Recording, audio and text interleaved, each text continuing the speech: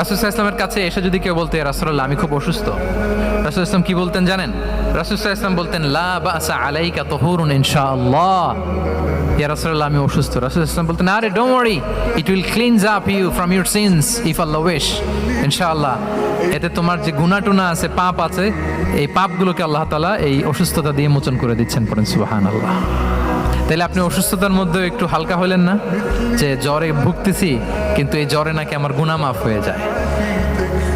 পেটের ব্যথায় আক্রান্ত, মাথা ব্যথায় আক্রান্ত, কিন্তু এটাতে নাকি আল্লাহ আমার পাপ মোচন করে দেয়, তাহলে একটু ভাল লাগবে না? তাহলে দেখেন, একটা কঠিন পরিবেশকে রাসূল সাল্লাল্লাহু আলাইহি ওয়াসাল্লাম সহজ করতেন। অসুস্থ শুনলেই লা বাস তুহুরুন ইনশাআল্লাহ, আর কিছু হবে না, আল্লাহ তোমার গুনাহ মাফ করে দিচ্ছে।